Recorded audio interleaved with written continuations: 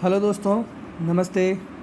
आज हम शुरू करते हैं हमारा कक्षा 6 इतिहास विषय का अध्याय 3 भोजन और भोजन संग्रहण से उत्पादन तक। अध्याय शुरू करने से पहले पिछले वीडियो के एक दो प्रश्न मैं आपसे पूछता हूँ, जिनका जवाब आपको कमेंट कर देना है।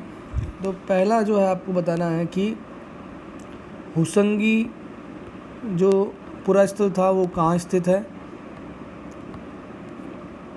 और दूसरा इस पुरास्थल की विशेषता क्या थी, किस लिए ये ज़्यादा फेमस है। ठीक है। दूसरा आपको बताना है कि राख के अवशेष हमें किस पुरास्थल से मिलते हैं। राख के अवशेष हमें कौन से पुरास्थल से मिलते हैं। तो ये दोनों प्रश्नों के जवाब आपको कमेंट करके बताने हैं। और अब हम शुरू करते हैं हमारे आज का टॉपिक। देखिए,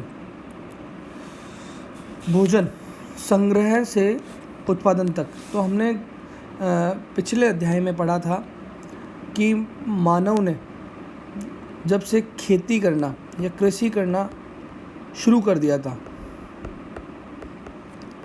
उसी समय से हम उसको क्या कहते हैं, उत्पादक कहते हैं। उत्पादक का तात्पर्य सीधा सा हुआ कि जब मानव ने अपना भोजन स्वयं उत्पादन करना शुरू कर लिया, तब से वो उत्पादक कहलाता है। उससे पहले उसका जो जीवन था वो अपने आप में क्या था, संग्राहक के रूप में था। जो भी प्रकृति में उसे प्राप्त होता था उसे इकट्ठा करके उन्हीं से अपने भोजन की आवश्यकताओं को पूरा करता था और शिकार के माध्यम से अपना भोजन प्राप्त करता था।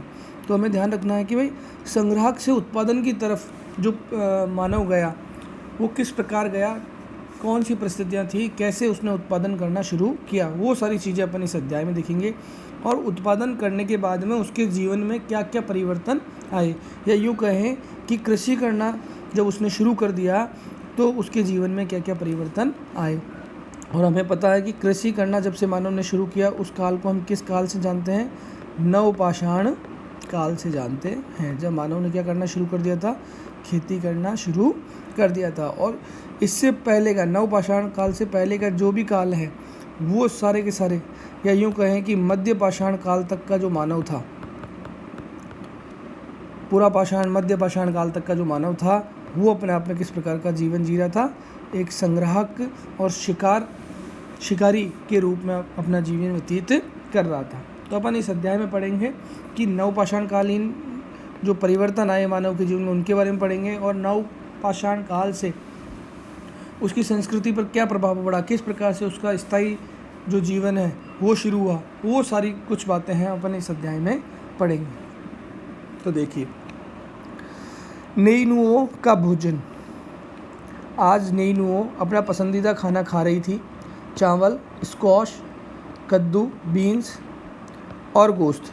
स्क्वाश, कद्दू और बीन्स उसकी नानी ने अपने घर के पिछवाड़े के छोटे से बगीचे में ही उगाया था। तो हम देखेंगे स्क्वाश एक प्रकार का कद्दू, और एक यूँ कहें कि एक खीरा ककड़ी और ककड़ी से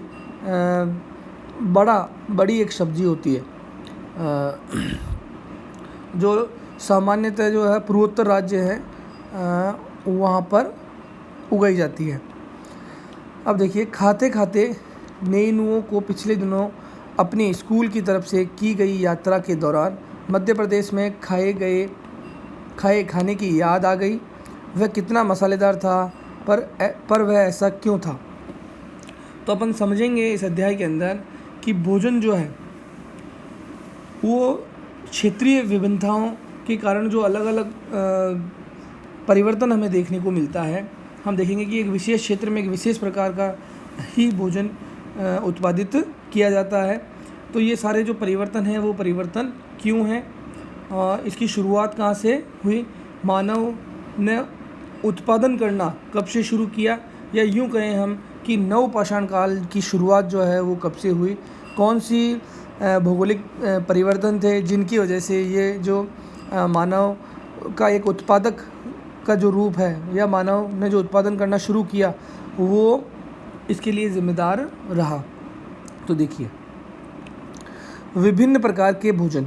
आज हमें अपने भोजन का अधिकांश हिस्सा उगाई गई फसलों और पाले गए पशुओं से मिलता है। तो सामान्य तौर पर हम देखते हैं, एक तो कृषि के द्वारा उगाई हुई फसलें, वो क्या हुई, कृषि, और दूसरा क्या हुआ, पशुपालन। मुख्य तौर पर हमारे भोजन की आवश्यकताओं को पूर्ति जो है वो इन दो तरीक़ों से ही होती है। भिन्न भिन्न फसलों को उगाने के लिए भिन्न भिन्न जलवायु की आवश्यकता पड़ती है। ये सामान्य सी बात है। हम देखते हैं कि कहीं गर्म जलवायु है तो वहाँ पर गर्म जलवायु से संबंधित फसलें उगाई जाती है। कहीं ठंडे प्रदेश हैं तो ठंडे प्रदेश में जिस प्रकार की खेती हो सकती है, जिस प्रकार की फसलों की खेती हो सकती है उनकी फसलें की जाती है। कहीं बारिश ज़्यादा होती है, नमी युक्त वातावरण ज़्यादा होता है तो वहाँ पे किसी एक विशेष प्रकार के फसलें की जाती हैं। तो हम देखते हैं कि जैसे धान की खेती के लिए गेहूं या जौ की तुलना में ज़्यादा पानी की ज़रूरत पड़ती है, इसलिए हम देखते हैं कि किसान विशेष फसल विशेष क्षेत्रों में ही उगाते हैं। सामान्यतः ये सामान्य सी बात है कि भाई जहाँ पे पानी कम है वहाँ पे कुछ अलग प्रकार की फसलें उगाई जाएंगी जिनको पानी की आवश्यकता कम पड़ती है। जहाँ पर पानी पर्याप्त मात्रा में है तो वहाँ पे फसलें कुछ अलग होती हैं। जहाँ पर अधिक मात्रा में पानी है तो वहाँ पे फसलें कुछ अलग होती हैं। यही नहीं, पशुओं को भी अपने अनुकूल वातावरण की आवश्यकता होती है। उदाहरण के तौर पर हम देख सकते हैं कि सूखी पहाड़ी जलवायु में मवेशियों की तुलना में भेड़ बकरियां अधिक सहजतापूर्ण जीवित रह सकती हैं। देखो, मवेशी जो शब्द है वो सामान्य तौर पर हम भेड़ बकरी के लिए ही काम में लेते हैं, लेकिन मवेशी का अर्थ होता है ऐसे पशु जिनको मनुष्य द्वारा पाला जाता है अपनी आवश्यकताओं की पूर्ति के लिए। या सामान्य तौर पर हम यूँ कह सकते हैं कि दूध, मांस और चमड़ा या ऊन, रेशे प्राप्त करने के लिए पाले गए पशु उनके लिए हम सामान्य तौर पर शब्द काम में लेते हैं मवेशी, ठीक है ना। तो एक तरीके से सारे जो पालतू पशु हैं उनके लिए शब्द काम में लिया जाता है मवेशी। और हम देखते हैं कि सूखी और पहाड़ी जलवायु में मवेशियों के अंदर सारे जो जानवर हैं, पालतू जानवर, वो वहाँ पर सहजतापूर्ण जीवित नहीं रह सकते, बजाय कि भेड़ बकरियों के। भेड़ बकरियाँ जो हैं वो सामान्यतः ऐसे वातावरण में आसानी से अपना जीवन यापन करती हैं बजाय कि दूसरे मवेशियों की। पर जैसा कि तुमने अध्याय 2 में पढ़ा है, स्त्री पुरुषों ने अपने भोजन का उत्पादन हमेशा नहीं किया। तो अध्याय 2 तक हमने पढ़ा था, 12,000 साल पहले तक का हमने पढ़ा था कि उस समय तक मानव जो था वो क्या था, अपने आप में संग्राहक था। संग्राहक हम समझ चुके हैं, संग्राहक था और शिकारी था, और इन्हीं दो माध्यमों से ही वो अपने भोजन की व्यवस्था करता था। वो अपना खाना खुद उत्पादन नहीं करता था। उसको ये अभी तक पता ही नहीं चला था कि उन किन्हीं विशेष बीजों को बोकर वो अपने भोजन की आवश्यकताओं को पूरा कर सकता है। तो अब अपन देखेंगे कि भाई धीरे धीरे कौन से जो परिवर्तन आए जिनकी वजह से मानव ने खेती करना जो है सीख लिया या उसके लिए खेती करना आसान हो गया। तो अब देखिए, खेती और पशुपालन की शुरुआत। अध्याय 2 में हमने पढ़ा कि दुनिया की जलवायु बदलती रही है। तो देखो, खेती और पशुपालन की शुरुआत के लिए जो विशेष घटना रही थी वो रही थी तापमान में वृद्धि। तापमान में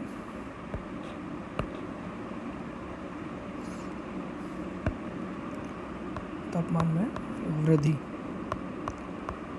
हमें पता है कि देखो, लगभग 12,000 साल पहले या आज से 10,000 ईसा पूर्व पहले, 12 साल पहले तक जो था वो क्या था, हिमयुग था।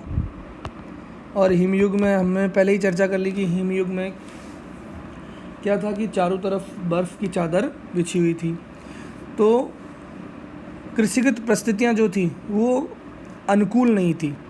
लेकिन जैसे ही 12,000 साल बाद जो है पृथ्वी के तापमान में वृद्धि होने लगी, बर्फ़ की चादर हटने लगी, तो कृषि के लिए उपयुक्त परिवर्तन हुए, एक अनुकूल जलवायु हमें मिली और तापमान वृद्धि के कारण ही खेती या कृषि जो है उसकी शुरुआत संभव हो सकी।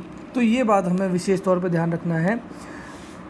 देखिए कि हमने पढ़ा था कि दुनिया की जलवायु बदलती रही है, साथ ही लोग जिन वनस्पतियों और पशुओं का भोजन के रूप में इस्तेमाल करते थे वे भी बदलते रहे हैं। लोगों का ध्यान कुछ बातों की ओर गया, जैसे खाने योग्य वनस्पति कहाँ मिल सकती है, बीज कैसे अपने डंठल से टूटकर गिरते हैं, गिरे बीजों का अंकुरण और उनसे पौधों का निकलना आदि। तो धीरे धीरे हजारों वर्षों में उन्होंने इस चीज़ का निरीक्षण किया, ऑब्जर्वेशन किया, लगातार उन्होंने देखते रहे कि किस प्रकार से बीज पकते हैं, किस प्रकार से टूट के गिरते हैं, किस प्रकार से वो वापस अंकुरित होते हैं, उनसे वापस पौधे बनते हैं और उन पौधों का हम खाने के लिए इस्तेमाल कर सकते हैं या नहीं कर सकते। तो ये जो प्रक्रिया है वो हजारों साल तक उन्होंने देखी और समझी कि हाँ, हम भी इन बीजों को स्वतः क्या कर सकते हैं, उगा सकते हैं। फिर वो खेती करना या एक कृषि करना उन्होंने शुरू किया। इसी तरह उन्होंने पौधों की देखभाल करनी शुरू कर दी होगी, चिड़ियों और जानवरों से पौधों की सुरक्षा की होगी ताकि वे ठीक से बढ़ सकें और उनके बीज पक सकें। इस प्रकार धीरे धीरे वे कृषक बन गए होंगे।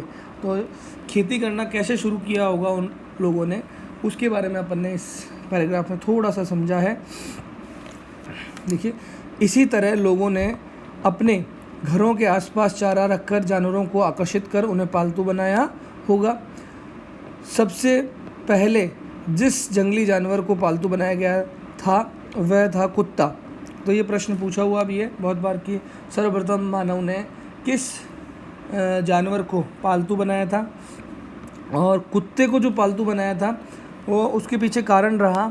एक तो कारण रहा कि कुत्ते के माध्यम से वो क्या करते थे, शिकार करते थे। तो एक प्रकार से शिकार में उनकी क्या करता था, ये मदद करता था, शिकार में सहायता प्राप्त करता था। और दूसरा, सुरक्षा की दृष्टि से भी ये क्या करता था, उन दूसरे जानवरों से, छोटे जानवरों से उनको सुरक्षित रखता था। तो दो कारण रहे थे, एक तो शिकार में सहायता के लिए और दूसरा सुरक्षा, इनको सुरक्षा देने के लिए कुत्ता जो जानवर था उसको इन लोगों ने पालतू बनाया। सबसे पहले मानव ने पालतू बनाया। फिर हम देखते हैं कि धीरे धीरे और भी जो जानवर थे, भेड़, बकरी, गाय, सूअर जैसे जानवरों को अपने घर के नज़दीक आने को उत्साहित करने लगे। ऐसे जानवर झुंड में रहते थे और ज़्यादातर घास खाते थे। अक्सर लोग अन्य जंगली जानवरों के आक्रमण से इनकी सुरक्षा किया करते थे और इसी तरह धीरे धीरे वे पशुपालक बन गए, या उन्होंने पशुपालन की शुरुआत कर दी थी, पशुपालन की शुरुआत कर दी थी। और कृषि करने से हमें ये ध्यान रखना है यहाँ पर कि कृषि करने से पहले ही इन्होंने किसकी शुरुआत कर दी थी, पशुपालन की शुरुआत कर दी थी। या यूँ कहें हम कि मध्य पाषाण काल के अंतिम समय में उन्होंने पशुपालन शुरू कर दिया था। पहले उनका उद्देश्य जो था पशुपालन का वो कुछ अलग था और फिर धीरे धीरे बाद में उनका उद्देश्य जो है वो अलग हो गया। फिर बाद में उन्होंने मांस प्राप्त करने के लिए, दूध प्राप्त करने के लिए, उनकी खालों को वस्त्रों के तौर पर उपयोग करने के लिए वो पशुपालन करने लगे। देखिए, क्या तुम बता सकते हो कि सबसे पहले कुत्तों को पालतू क्यों बनाया गया? इसके ऊपर अपन ने चर्चा कर ली है। नीचे वाला पैराग्राफ, अच्छा ठीक है, ऊपर वाला अपन तो देखिए, बसने की प्रक्रिया। तो हम देखेंगे यहाँ पर बसने की जो प्रक्रिया है उसमें महत्वपूर्ण भूमिका जो रही वो रही कृषि की। जब उन्होंने कृषि करना शुरू कर दिया तो उनको कृषि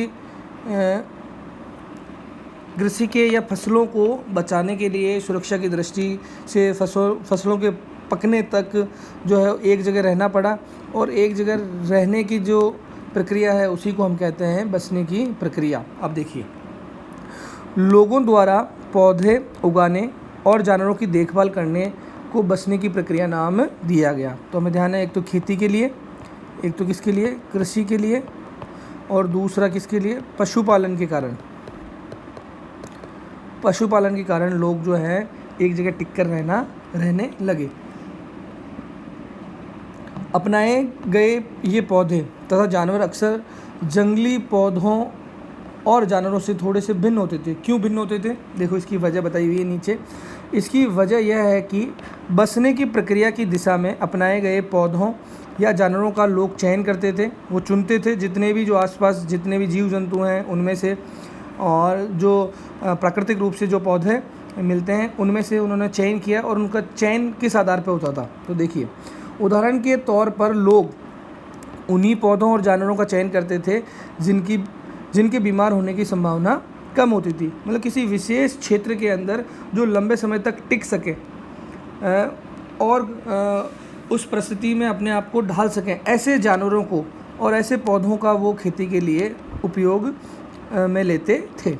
यही नहीं, लोग उन्हीं पौधों को चुनते हैं जिनके बड़े दाने वाले अनाज पैदा होते हैं, साथ ही जिनकी मजबूत डंठलें अनाज के पके दानों के भार को संभाल सकें। तो सामान्यतः वो ऐसे फसलों का, ऐसे पौधों का चयन करते थे जो अपने आप में बड़े दाने वाले हों, जिनसे कि भोजन की आवश्यकता पूरी हो सके, और साथ ही ऐसे जिनको कि जब अनाज पककर तैयार हो जाए तो उस अनाज के वज़न को वो डंठल जो है वो वज़न सहन कर सके, वो बिखरे नहीं, वो अनावश्यक रूप से समाप्त ना हो जाए या व्यर्थ ना हो। ऐसे पौधों के बीजों को संभाल कर रखा जाता है ताकि फिर से उगाने के लिए उनके गुण सुरक्षित रह सकें। उन्हीं जानवरों को आगे प्रजनन के लिए चुना जाता है जो आमतौर पर अहिंसक होते हैं। इसलिए हम देखते हैं कि पाले गए जानवर और कृषि के लिए अपनाए गए पौधे जंगली जानवरों तथा पौधों से धीरे धीरे भिन्न होते गए। मिसाल के तौर पर जंगली जानवरों की तुलना में पालतू जानवरों के दांत और सींग छोटे होते हैं। तो सामान्य तौर पर हमने देखा कि जो अहिंसक जानवर थे उन जानवरों को धीरे धीरे उन्होंने क्या किया, पालतू बनाया, पशुपालन उन्हीं का किया। और उसी प्रकार से हम देखते हैं कि पौधे जो हैं जो उस विशेष परिस्थिति में अपने आप को अनुकूलन स्थापित कर सकें, अपने आप को विकसित कर सकें, और बड़े दाने वाले जो पौधे थे उन लोगों को उन्होंने अपनी भोजन की आवश्यकताओं को ध्यान में रखते हुए उन्हीं पौधों को और उन्हीं जानवरों को उन्होंने अपनाया। तो देखिए, इन दांतों को देखिए, चित्र में दे रखे हैं दांत। इनमें से कौन से जंगली सूअर का और कौन से पालतू जानवर का है? तो सामान्य तौर पर हमने देखा कि पालतू जानवर जो है वो हिंसक कम होते थे, और उनकी जो भोजन की आवश्यकता है वो कृषि के द्वारा जो चारा उत्पन्न होता था उनसे होती थी। तो उनको ऐसी कोई भी गतिविधि या शिकार की जो गतिविधियां हैं वो उनको नहीं करनी होती थी। सामान्य तौर पर शाकाहारी होते थे, घास से अपना भोजन करते थे। तो ऐसे जो जानवर हैं उनके दांत जो हैं वो अपने आप में ज़्यादा मजबूत नहीं होते थे। तो ये हमने अभी देखा था। तो जो है ये तो पालतू जानवर के दांत हो गए, और ये जो दांत हुए, मजबूत दांत जो हुए, वो अपने आप में किसके हुए? जंगली सूअर के दांत हो गए। देखिए, बसने की प्रक्रिया पूरी दुनिया में धीरे धीरे चलती रही। यह करीब 12,000 साल पहले शुरू हुई। तो हमने देखा था कि 12,000 साल पहले क्या हुआ था। ये थोड़ा सा ध्यान रखना है हमें कि 12,000 साल पहले हमें पता है कि 12,000 साल पहले कौन सा युग था? हिमयुग था। और हिमयुग के समय में पूरे पृथ्वी पर क्या जमी हुई थी? बर्फ़ जमी हुई थी। पृथ्वी का बहुत कम हिस्सा जो है वो बर्फ़ की चादर से खुला हुआ था। लेकिन 12,000 साल बाद जो है, 12,000 साल पहले क्या हुआ? पृथ्वी के तापमान में वृद्धि हुई। पिछले वीडियो में अपन ने इसके बारे में चर्चा कर रखी है। तापमान में वृद्धि हुई, और तापमान में वृद्धि होने से बर्फ़ की जो चादर है वो हटी, बर्फ़ की चादर पिघली, और बर्फ़ की चादर पिघलने के बाद में ही क्या हुआ, कृषि के विकास के लिए एक अनुकूल परिस्थिति उपलब्ध हुई। कृषि के विकास के लिए अनुकूल परिस्थिति उपलब्ध हुई हमारे को। तो ये बात हमें ध्यान रखनी है कि 12,000 साल पहले जो जोग्राफिकल या भौगोलिक जो परिवर्तन हुए थे, उन्हीं की वजह से जो खेती के लिए जो अनुकूल परिस्थितियाँ उपलब्ध हुई थी, उसी की वजह से बाद का मानव जो है वो धीरे धीरे खेती करना शुरू कर सका। तो ये विशेष घटना जो है वो हमें ध्यान रखनी है। वास्तव में आज हम जो भोजन करते हैं वो इसी बचने की प्रक्रिया की वजह से है। कृषि के लिए अपनाई गई सबसे प्राचीन फसलों में गेहूं और जौ, पहला पाठ जब अपन ने पढ़ा था तो अपन ने देखा था कि भारतीय उपमहाद्वीप में जो गेहूं और जौ जो है सबसे पहले उगाई जाने वाली फसलों में से एक था, और वो उगाई गई थी मेहरगढ़ के अंदर। जो जिन लोगों ने पढ़ा है ढंग से उनको पता होगा, मेहरगढ़ से हमारे भारतीय उपमहाद्वीप में सबसे प्राचीनतम कृषि के साक्ष्य मिलते हैं, और वो अपन ने पढ़ा था बेलन नदी घाटी के आसपास। बेलन नदी घाटी के आसपास का जो क्षेत्र था वहाँ पर सबसे पहले कृषि के प्रमाण हमें मिलते हैं। और उसी तरह सबसे पहले पालतू जानवरों में कुत्ते के बाद जो है वो भेड़ बकरियों को पाला गया था। अब अपन देखते हैं एक नवीन जीवन शैली। तुम किसी पौधे के बीज को बोकर देखो, तुम पाओगी कि इसे विकसित होने में कुछ वक्त लगता है। इसमें कुछ दिन, कुछ महीने या फिर साल तक लग सकते हैं। इसलिए जब लोग पौधे उगाने लगे तो उनकी देखभाल के लिए उन्हें एक ही जगह पर लंबे समय तक रहना पड़ता था। तो हम देखा था कि भाई खेती एक ऐसी चीज़ थी जिसकी वजह से आरंभिक मानव जो था उनको एक जगह टिक कर रहना पड़ा। उससे पहले वो अपना जीवन जो है वो किस प्रकार का जीते थे, खानाबदोश जीवन जीते थे, एक जगह टिक कर नहीं रहते थे, और वो मुख्य तौर पर संग्राहक थे। तो एक क्षेत्र विशेष में जब उनकी भोजन की आवश्यकता की सामग्री खत्म हो जाती थी तो उसको प्राप्त करने के लिए वो दूसरे क्षेत्रों पर जाते थे। लेकिन कृषि ने उनके जीवन में परिवर्तन कर दिया। अब जब खेती वो करने लग गए तो उनको एक जगह टिक कर रहना पड़ा। बीज बोने से लेकर फसलों के पकने तक, फसलों की सिंचाई करने, खरपतवार हटाने, जानवरों और चिड़ियाओं से उनकी सुरक्षा करने जैसे बहुत से काम शामिल थे। कटाई के बाद अनाज का उपयोग बहुत संभाल कर करना पड़ता था। अनाज को भोजन और बीज दोनों ही रूपों में बचाकर रखना आवश्यक था। अनाज का उपयोग क्या करते थे, एक तो बीज के रूप में करते थे और दूसरा वो अपने खाद्य के रूप में या भोजन के रूप में करते थे। इसलिए लोगों को इसके भंडारण की बात सोचनी पड़ी, और जब उसके भंडारण की बात सोचनी पड़ी तो इनको क्या बनाने पड़े, बर्तनों की आवश्यकता हुई। और बर्तन भी किसके बने, सबसे पहले मिट्टी के बर्तन जो है वो हमें देखने को मिलते हैं। तो कृषि के कारण ही उत्पादन आया, और उस उत्पादन को संग्रहण करने के लिए उनको किसकी आवश्यकता हुई, बर्तनों की आवश्यकता हुई। तो धीरे धीरे मानव ने बहुत से इलाकों में लोगों ने मिट्टी के बड़े बड़े बर्तन बनाए, टोकरियाँ बुनी या फिर ज़मीन में गड्ढा खोदा। क्या तुम्हें लगता है कि शिकारी या भोजन संग्रहण करने वाले बर्तन बनाते और इनका उपयोग करते होंगे? अपने जवाब का कारण बताइए। तो आपको विचार विमर्श करके ये सोचना है कि जब मानव ने खेती करना शुरू नहीं किया था, या यूँ कहें कि मध्य पाषाण काल का जो पहले का जो मानव था या मध्य पाषाण काल तक का जो मानव था, उस मानव को हमें पता है कि हमने शिकारी और संग्राहक कहा है। तो उस समय भी उसे बर्तनों की आवश्यकता पड़ती थी या नहीं पड़ती थी? अगर पड़ती थी तो किस प्रकार के बर्तन वो उपयोग में लिया करते थे, और अगर नहीं पड़ती थी तो क्यों नहीं पड़ती थी? तो ऐसा विशेष हम देखेंगे कि उस समय से मिट्टी के विशेष बर्तन उपयोग में नहीं लिए जाते थे, साधारणतः टोकरियों जैसे जो बुनी हुई होती थी, घास फूस की जो टोकरियाँ होती थी, डंठलों की जो टोकरियाँ बनाई जाती थी, उस प्रकार के वो बर्तन जो है उपयोग में लेते थे, जिससे कि जो भी संग्रहण करते थे उनको वो इकट्ठा रख सकें।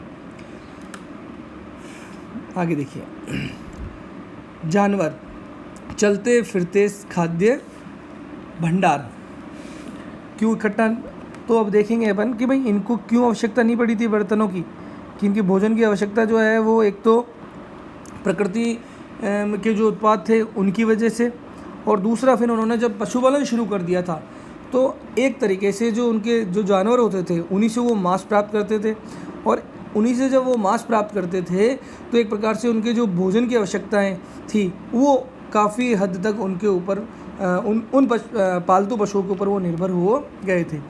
जानवर बच्चे देते हैं जिससे उनकी संख्या बढ़ती है। अगर जानवरों की देखभाल की जाए तो उनकी संख्या तो बढ़ती ही है, साथ ही उनसे दूध भी प्राप्त हो सकता है जो भोजन का एक अच्छा स्रोत है। यही नहीं, जानवरों से हमें मांस भी मिलता है। दूसरे शब्दों में पशुपालन भोजन के भंडारण का एक तरीका है। तो पशुपालन जो था वो अपने आप में भोजन का भंडारण था। एक तरीके से जानवरों से वो दूध प्राप्त करते थे, और दूध के अलावा वो उन्हीं जानवरों से वो मांस प्राप्त करते थे, और वस्त्रों के लिए खाल या ऊन प्राप्त करते थे। तो एक प्रकार से हम समझ सकते हैं कि शुरुआती जो पशुपालन है उसने किस प्रकार से मानव के जीवन की जो भोजन की आवश्यकता है उसको प्रभावित किया या उसको पूरा किया। भोजन के अतिरिक्त जानवरों से और क्या क्या मिल सकता है, आज के जानवरों का उपयोग किस प्रकार होता है। तो हम देखते हैं कि आज के जानवर जो हैं वो परिवहन के रूप में ज़्यादा उपयोग में आते हैं और उनसे मांस प्राप्त भी किया जाता है। और शुरुआती जो मानव था उसने पहले परिवहन के तौर पर जानवरों का उपयोग नहीं किया था। पहले जो किया है उसने अपने भोजन की आवश्यकताओं की पूर्ति के लिए किया था। देखिए, आओ आरंभिक कृषकों और पशुपालकों के बारे में पता करें। तो अभी अपन देखेंगे भाई आरंभिक कृषकों, सबसे पहले जो खेती के प्रमाण जो है वो हमें कहाँ से मिलते हैं, या सबसे पहले पशुपालन के जो प्रमाण जो हैं वो हमें कहाँ से प्राप्त होते हैं। तो मानचित्र 2 अपन नीचे वापस से देखेंगे वही मानचित्र, और उसमें हमने उस समय भी देखा था कि क्या तुम्हें कई नीले वर्ग दिखाई दे रहे हैं। तो हमने देखा था कि नीले जो बॉक्स हैं उन बॉक्सों के माध्यम से जो नवपाषाणकालीन या जो कृषि के जहाँ से प्रमाण मिले हैं उन स्थलों को इंगित किया था, और उन स्थलों पर अपन ने चर्चा भी की थी। देखिए, पता है इनमें से प्रत्येक बिंदु उस जगह को दर्शाता है जहाँ पुरातत्वविदों को शुरुआती कृषकों और पशुपालकों के होने के साक्ष्य मिले हैं। जिनमें से अपन ने देखा था कि शुरुआती जो कृषकों के जो साक्ष्य मिले हैं वो हमें कहाँ से मिले थे, मेहरगढ़ से मिले थे। देखो, ये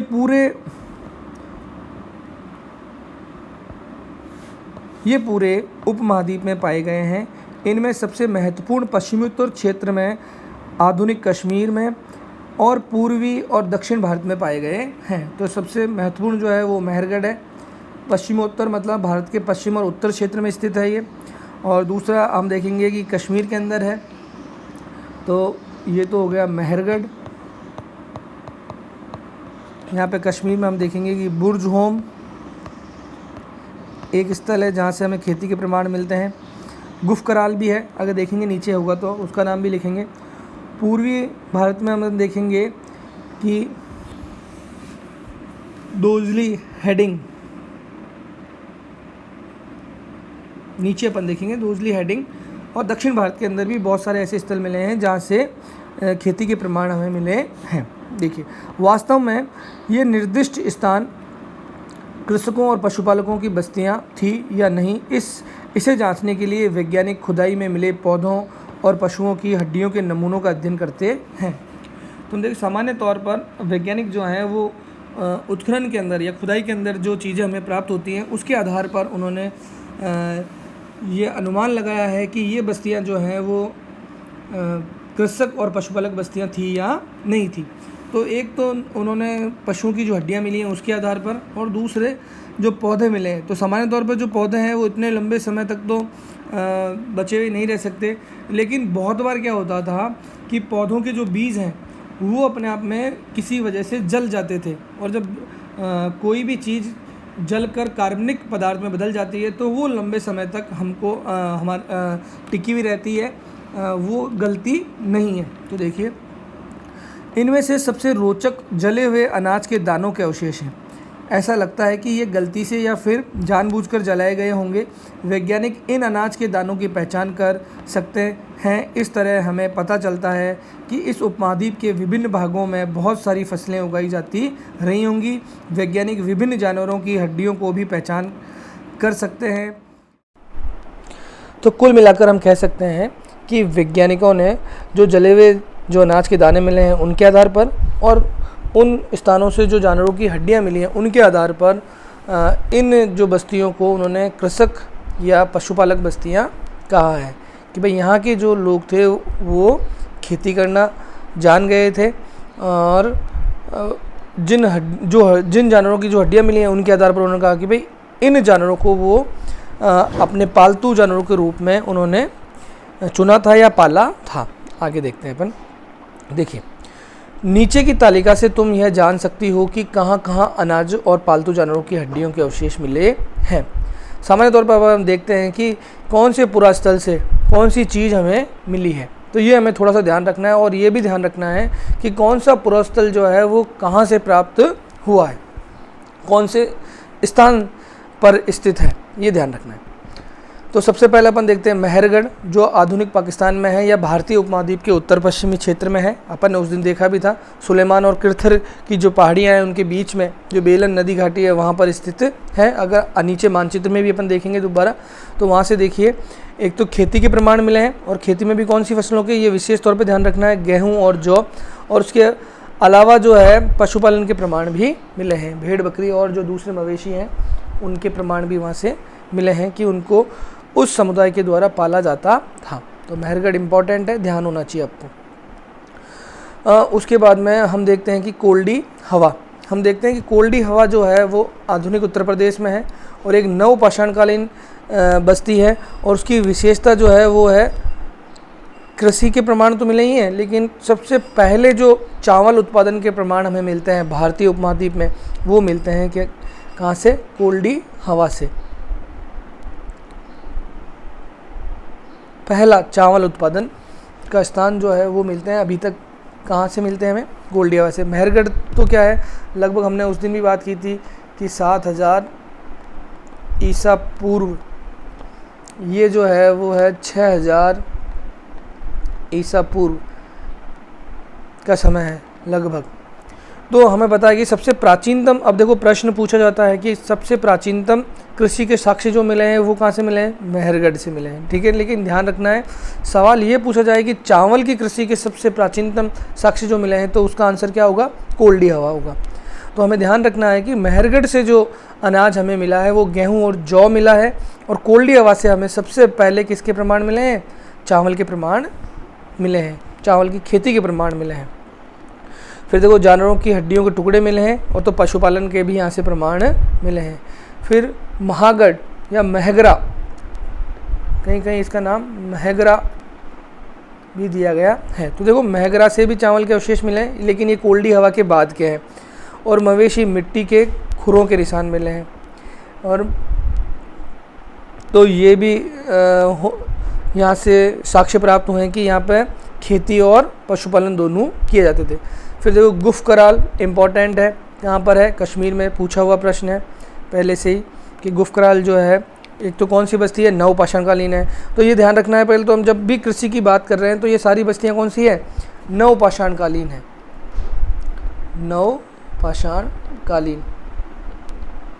और कौन सी जगह कौन से राज्य में स्थित है ये हमें पता होने चाहिए। तो गुफ कराल जो है कश्मीर में है, यहाँ से भी कृषि के प्रमाण मिलते हैं, गेहूं और दलहन के प्रमाण हमें यहाँ से मिलते हैं। फिर बुर्जहोम भी कृषि के अंदर कश्मीर के अंदर है, और यहाँ से भी कृषि और पशुपालन दोनों के प्रमाण हमें यहाँ से मिलते हैं। बुर्जहोम जो है वो अपन देखेंगे कि आगे अभी, और गर्तावास के लिए भी फेमस है, गर्तावास का मतलब है कि यहाँ पे जो निवास स्थल मिले हैं वो ज़मीन के अंदर गड्ढे बनाकर ज़मीन के अंदर गड्ढे बनाकर और फिर लोगों के रहने के प्रमाण यहाँ से मिले हैं। तो उसके आधार पर उन निवास स्थानों को कहा गया गर्तावास। तो वो गर्तावास जो है वो कहाँ से मिले हैं? बुर्ज होम से मिले हैं। चिरान अपन देखेंगे जो बिहार के अंदर है, वहाँ से भी हमें खेती के प्राचीनतम प्रमाण और पशुपालन के प्राचीनतम प्रमाण मिले हैं। तो चिरान से भी चिरान की भी विशेष बात है। बुर्ज होम जो है वहाँ से गर्तावास और हड्डी के औजार मिले हैं, काफ़ी हड्डियों के औजार मिले हैं। और हड्डियों के औजार दूसरी एक जगह और है जो है वो यहाँ से मिले हैं, चिरान से भी मिले हैं हड्डियों के औजार काफ़ी बड़ी मात्रा में। तो ये बहुत बार पूछा हुआ प्रश्न है कि बताइए कि नवपाषाणकालीन उस स्थल के बारे में बताइए जहाँ से हड्डियों के औजार मिले हैं। तो बुर्ज होम और चिरान दोनों ही जगह से हड्डियों के प्रचुर मात्रा में हमें औजार मिले हैं। फिर हम देखते हैं कि हल्लूर, जहाँ से ज्वार और बाजरा और पशुपालन के प्रमाण मिले हैं, खेती और पशुपालन के प्रमाण मिले हैं। ये यहाँ पर ध्यान रखना है कि ये हल्लूर जो है वो आंध्र प्रदेश में ना होकर कर्नाटका में है, कर्नाटक के अंदर है। ठीक है, ये थोड़ा सा करेक्शन कर लें आप। और फिर पय्यमपल्ली जो है वहाँ से भी किसके मिले हैं? हमें खेती के और पशुपालन के प्रमाण मिले हैं। और वो जो है वो भी यहाँ पे करेक्शन कर लो, आंध्र प्रदेश में ना होकर कहाँ है? तमिलनाडु में है। हाँ, तो ये दो स्थानों में करेक्शन कर लेना। और ये ध्यान रखना है हमें कि भाई कौन सा जो स्थल है वो कौन से राज्य में स्थित है और वहाँ से किसके हमें प्रमाण मिले हैं। अब देखिए, जिन जगहों पर अनाज और हड्डियों के अवशेष मिले हैं ये उनमें से सिर्फ कुछ ही हैं। तो भारतीय उपमहाद्वीप में बहुत से पुरास्थल हैं जहाँ से हमें कृषि और पशुपालन के अवशेष मिले हैं, लेकिन उनमें से कुछ चंद ही हैं। अपन अतिरिक्त कुछ भी नहीं लिख रहे हैं, लेकिन जो NCERT की बुक्स में जो दे रखा है वो हमें पता होना चाहिए। अगर आप इनको तैयार कर लोगे तो एक तरीके से आपका जो पूरा कोर्स है या आप जब भी इतिहास पढ़ना चाहोगे तो उसमें एक पिलर का काम करेंगे। ये आपको कुछ चीज़ें पता होंगी, कुछ चीज़ें अपन इनके आसपास आगे जब क्लासेस पढ़ेंगे तो उनके साथ जुड़ती हुई चली जाएंगी। एक साथ पढ़ने से क्या है कि बहुत सारे फैक्ट और बहुत सारी चीज़ें याद रखने में भी समस्या है। और इतना महत्वपूर्ण जो कोई भी किसी भी क्षेत्र से जो महत्व रखता है, बहुत ज़्यादा महत्व रखता है स्थान, उसके अलावा भी बहुत सारे स्थान जो है वो हमें याद रखने पड़ते हैं। लेकिन अपन यहाँ पे जो है वो बहुत ज़्यादा महत्वपूर्ण है, उन चीज़ों को देखते हुए जा रहे हैं। और साथ में अपन अगली क्लासेज में उनके आसपास फिर और भी दूसरी चीज़ों को देखेंगे। तो अब देखिए, स्थायी जीवन की ओर, ये सारी कुछ चीज़ें अपन ने समझ ली है। अब देखते चलते हैं पुरातत्वविदों को। तो जो भी हमें पता है, पुरातत्वविद जब नाम आ रहा है तो हमें समझा हुआ होना चाहिए, हमारे दिमाग में आ जाना चाहिए कि हम किन व्यक्तियों की बात कर रहे हैं। कि जो भी उत्खनन में जो हमें सामग्री प्राप्त होती है, जो भी पुरातात्विक सामग्री प्राप्त होती है, उन सामग्री के आधार पर उनकी व्याख्या करने वाले जो लोग या विद्वान होते हैं उनको हम क्या कहते हैं? पुरातत्वविद कहते हैं। तो देखो, पुरातत्वविदों को कुछ पुरास्थलों पर झोंपड़ियों और घरों के निशान मिले हैं, जैसे बुर्ज होम वर्तमान कहाँ पर है? कश्मीर में। अपन ने देख लिया था, एक नवपाषाणकालीन पुरास्थल है कि लोग गड्ढों के नीचे घर बनाते थे जिन्हें गर्तावास कहा है। तो ये बहुत बार प्रश्न पूछा हुआ है कि गर्तावास के जो प्रमाण हैं वो हमें किस स्थल से मिलते हैं या किस नवपाषाणकालीन स्थल से मिलते हैं। तो ये हमें ध्यान रखना है कि बुर्ज होम इसका आंसर है, बहुत बार पूछा हुआ प्रश्न है। इनमें उतरने के लिए सीढ़ियाँ होती थी। तो एक्चुअली क्या होता था कि ये धरातल में गड्ढा खोदकर यहाँ पर घर बनाते थे और उतरने के लिए ये यहाँ पे सीढ़ियाँ बनाते थे। यहाँ पे नीचे से चूल्हे ऊल्हे और राख के प्रमाण मिले हैं, जिसके आधार पर ये प्रमाणित किया गया है कि यहाँ पर नीचे लोग रहा करते थे। तो देखिए, इसमें उन्हें ठंड के मौसम में सुरक्षा मिलती होगी। पुरातत्वविदों को झोंपड़ियों के अंदर और बाहर दोनों स्थानों पर आग जलाने की जगह मिली है। ऐसा लगता है कि लोग मौसम के अनुसार घरों के अंदर और बाहर खाना पकाते होंगे। एक गर्तावास का चित्र बनाओ। तो आप इमेजिन कीजिए कि किस प्रकार के जो ज़मीन के नीचे के घर हुआ हुआ करते होंगे वो किस प्रकार के होते होंगे। बहुत सारी जगहों से पत्थर के औजार भी मिले हैं। इनमें से कई ऐसे जो पुरापाषाणकालीन उपकरणों से भिन्न हैं, इसलिए इन्हें नवपाषाण युग का माना गया है। तो हम देखेंगे कि पुरापाषाणकालीन पत्थर जो थे वो क्वार्टजाइट पत्थर जो था, चूना पत्थर जो था, उसके बने हुए होते थे, जो अपने आप में सूखे होते थे, बहुत ज़्यादा चिकनाट लिए हुए नहीं होते थे। तो हम यहाँ देखेंगे कि नवपाषाणकालीन जो औजार हैं, पत्थर के औजार हैं, और जो नवपाषाणकालीन से पहले के समय के जो पत्थर के औजार हैं, उनमें मुख्य जो अंतर है वो है पॉलिश का अंतर है। नवपाषाणकालीन जो औजार हैं वो पॉलिश युक्त थे, या यूँ कहें कि चिकने पत्थरों द्वारा बनाए गए थे। और उनसे फ़ायदा क्या हुआ, पॉलिश युक्त है, और उनसे फ़ायदा ये हुआ कि ये लंबे समय तक इनकी धार जो है वो टिकी रहती थी, ख़राब नहीं होते थे। कुल मिला के लंबे समय तक इनकी धार बनी रहती थी।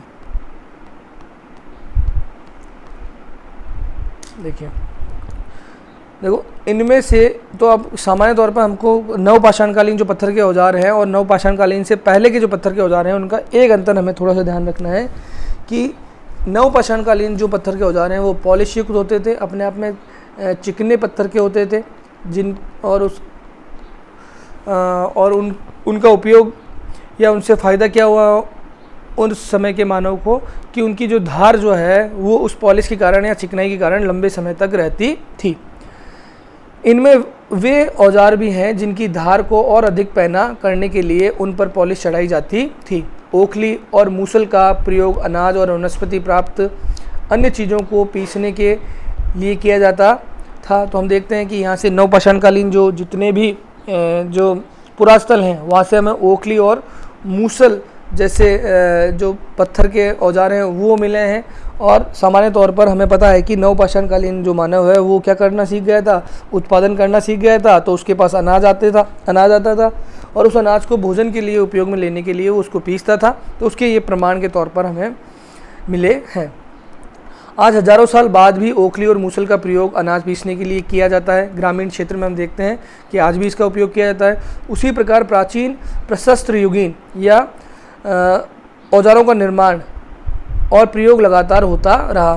तो जो पहले से जो औजार चलते हुए आ रहे थे उनका औजार भी हमें वो औजार भी उस क्षेत्र में मिले हैं, जिसके आधार पर हम ये मानते हैं, ये कहते हैं कि केवल नवपाषाणकालीन औजारों का ही उपयोग नहीं होता था, उसके अलावा जो प्राचीन समय से जो औजार चले आ रहे हैं उनका उपयोग भी होता था। और कुछ औजार हड्डियों से बनाए जाते थे। और इनके प्रमाण मैंने अभी बताया था कि एक तो कहाँ से मिला है, बुर्जहोम से,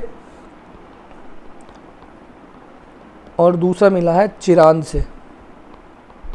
इम्पॉर्टेंट है, ध्यान रखना है थोड़ा सा। अब देखो नवपाषाणकालीन जो औजार हैं उसके चित्र दे रखे हैं और अपन तुलना कर सकते हैं। जो अपन ने पहले औजारों के जो चित्र देखे थे उससे देख सकते हैं। देखो इसमें एक चिकनाई लिए हुए उनकी सतह थोड़ी सी हमें देखने को मिल रही है। देखिए नवपाषाण युग के कुछ उपकरण, इनकी तुलना पृष्ठ 13 अध्याय 2 पर दिखाए गए उपकरणों से करो। तो इनकी तुलना चित्र के माध्यम से भी आप देखोगे तो साफ तौर पर हमें समझ में आ जाएगा कि इनमें क्या अंतर है। तुम्हें इनमें क्या क्या समानताएं और भेद दिखाई देते हैं। तो सामान्य तौर पर हम देखते हैं कि नवपाषाण काल के जो औजार हैं या पत्थर हैं वो चिकने पत्थर या पॉलिश युक्त पत्थर के द्वारा बनाए गए थे, जिनसे कि उनकी धार लंबे समय तक टिकी रह सके।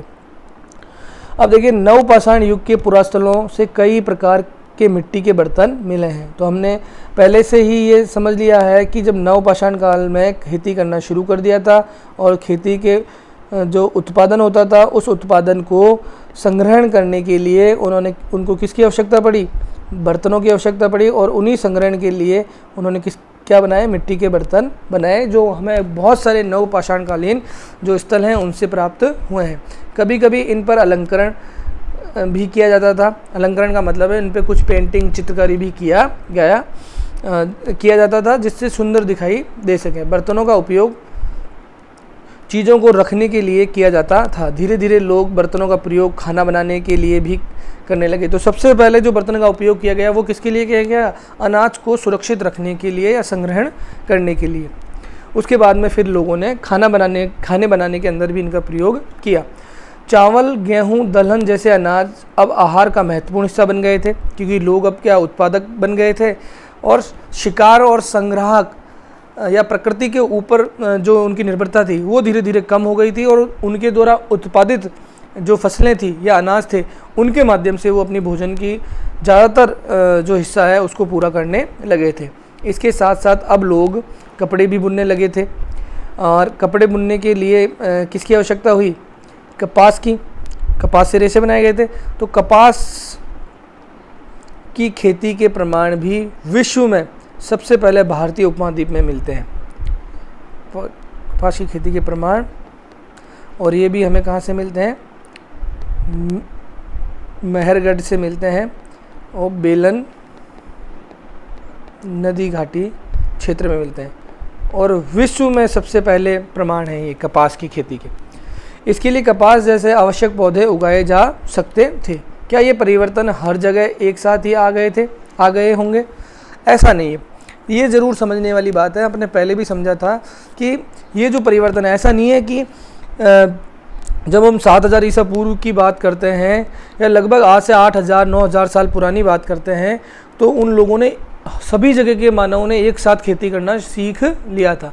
ये परिवर्तन स्थान और समय विशेष जो है अलग अलग क्षेत्रों में अलग अलग समय में आए थे। ऐसी बात नहीं है। एक तरफ जहाँ कई जगहों पर स्त्री पुरुष शिकार और भोजन संग्रहण करने का काम करते थे, वहीं अन्य लोगों ने हजारों साल के दरमियान धीरे धीरे खेती और पशुपालन को अपना लिया। बहुत जगह लोग मौसम के मुताबिक बदल कर अपनी जीविका चलाया करते थे।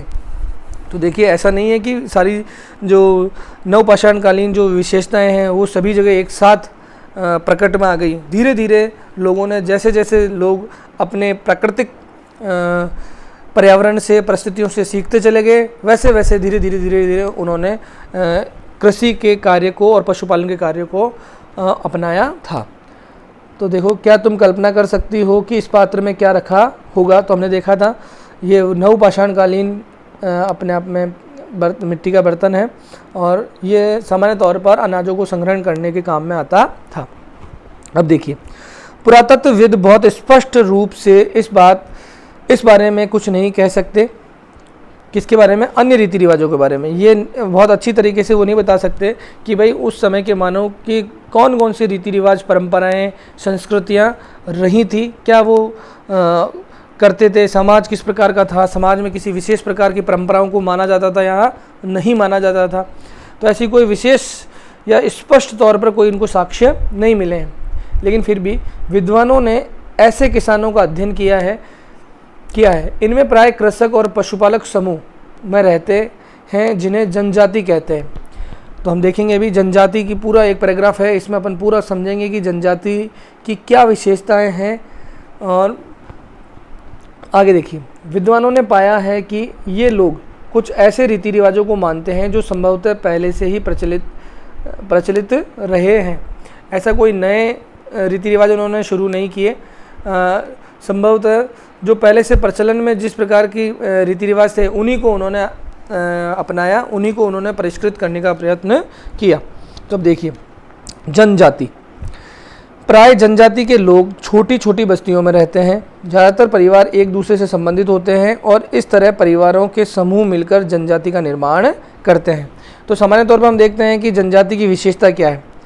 एक तो वो छोटी छोटी बस्तियों में रहते हैं, और ज़्यादातर जो परिवार हैं वो एक दूसरे से ही संबंधित होते हैं, एक ही रक्त समूह के होते हैं, एक दूसरे से संबंधित होते हैं, और इस तरह परिवारों के समूह मिलकर जनजाति का निर्माण करते हैं। अब अपन देखते हैं कि भाई जनजातियां जो हैं उनकी विशेषताएं क्या थी, किस प्रकार के पेशे को मानने वाले, काम करने वाले लोगों को हम जनजातियों की श्रेणी में रखते हैं। दो बातें तो हमने देख ली, एक तो छोटी छोटी बस्तियां होती थी, और दूसरा जो भी इन बस्तियों में रहने वाले लोग होते थे वो ज़्यादातर जो लोग होते थे वो एक दूसरे से संबंधित ही होते थे। देखिए, जनजाति के सदस्य शिकार, भोजन संग्रह, खेती, पशुपालन और मछली पकड़ने जैसे पेशे अपनाते हैं। अक्सर महिलाएं खेती का सारा काम करती हैं। इनमें ज़मीन तैयार कर बोने, पौधे की देखभाल करने से लेकर फसल काटने तक का काम शामिल है। बच्चे पौधों की देखभाल करते हैं और चिड़ियाओं और जानवरों को दूर भगाते हैं ताकि वे पौधों और फसलों को नुकसान न पहुंचाएं। महिलाएं फसल दावकर अनाज कूटती पीसती हैं। पुरुष आमतौर पर पशुओं के बड़े बड़े झुंडों को चराते हैं, जबकि बच्चे छोटे झुंडों को, जहां जानवरों की सफाई तथा दूध निकालने का काम स्त्री पुरुषों दोनों मिलकर करते हैं, उसी तरह दोनों मिलकर बर्तन बनाने, टोकरियां बुनने, औजार, झोंपड़ियां बनाने का काम भी साथ साथ करते हैं। गाना, नाच और घरों की सजावट भी इनकी ज़िंदगी का एक अहम हिस्सा है। तो आज भी हम जब जनजातियों को देखते हैं तो सामान्य तौर पर जनजाति की जो विशेषताएं हैं, जनजाति के लोग किस प्रकार अपना जीवन यापन करते हैं, किस प्रकार के लिंग के आधार पर उन्होंने अपना काम का बंटवारा किया है, वो सारी चीज़ें इसमें हम देखने को मिलते हैं। हम सामान्य तौर पर हम देखते हैं कि लिंग के आधार पर कोई काम का बंटवारा नहीं है। जहाँ तक है काम का बंटवारा, जहाँ तक है दोनों को समान रूप से ही, स्त्री और पुरुष में समानता है। काम के बंटवारे में क्या है? समानता है। महिलाओं को जनजातीय समुदाय जितना जो भी जनजातीय समुदाय हैं उनमें महिलाओं को बराबर तवज्जो दी जाती है। और हम देखते हैं कि ज़्यादातर जो खेती से जुड़ा हुआ जो काम है वो महिलाएं करती हैं, और फसलों या बड़े जानवरों को चराने से लेकर या पशुपालन का जो काम जो है वो जो है पुरुष करते हैं। अब देखिए, कुछ व्यक्तियों को नेता मान लिया जाता है। वे अनुभवी वृद्ध व्यक्ति, नौजवान योद्धा या पुरोहित हो सकते हैं। तो जनजातियों के अंदर किसी व्यक्ति को नेता मान लिया जाता है, और सामान्यतः जो नेता होता है या तो उनका बड़ा बुजुर्ग होता है या जनजातियों का कोई योद्धा होता है। जो ऐसी जनजातियां जिन्होंने अपने क्षेत्र को सुरक्षित रखने के लिए एक सेना या एक तरीके से कहें कि उस सेना का नेतृत्व करने वाला जो योद्धा है, उनको सुरक्षित रखने वाला जो योद्धा है, उसको वो अपना नेता मान लेते थे, या कोई ज्ञानी पुरोहित जो होता था उसको वो अपना नेता मान लेते थे। वयस्क महिलाओं को भी उनके ज्ञान और अनुभव के लिए विशिष्ट सम्मान दिया जाता है। तो हमने पहले भी समझा है कि जनजातीय समुदाय में महिलाओं के साथ किसी प्रकार का कोई दोयम दर्जे का व्यवहार नहीं किया जाता है। सामान्यतः महिला और पुरुष जो है वो समान समझे जाते हैं। जनजातियों की सांस्कृतिक परंपराएं बहुत समृद्ध और विशिष्ट होती हैं। इनमें उनकी भाषा, संगीत, कहानियाँ, चित्रकारी भी शामिल है। उनके अपने देवी देवता होते हैं। तो जनजातियों की संस्कृति और परंपराएं बहुत समृद्ध और विशिष्ट होती हैं। समृद्ध और विशिष्ट का मतलब है कि बहुत पुराने समय से ये चलती हुई आ रही होती है और अपने आप में एक विशिष्टता लिए हुए होती थी। उनकी खुद अपनी भाषा है, उनकी खुद अपने संगीत है, उनकी कुछ अपनी समुदाय से जुड़ी हुई कहानियाँ हैं, तो उनके कुछ अपने खुद के देवी देवता हैं जो दूसरों से उनको थोड़ी सी भिन्नता या विशिष्टता प्रदान करता है। फिर देखते हैं जंगल, जमीन, जंगल, घास के मैदान, पानी पूरे कुनबे की संपत्ति माना जाता है। तो ये जनजाति की विशेषता है कि इस पर कोई व्यक्तिगत जो है वो अधिकार नहीं माना जाता था, बल्कि ये जो प्रकृति से जो प्राप्त होने वाली जो चीज़ें हैं उन पर सामुदायिक अधिकार मानते हैं। वो सामुदायिक अधिकार का मतलब है,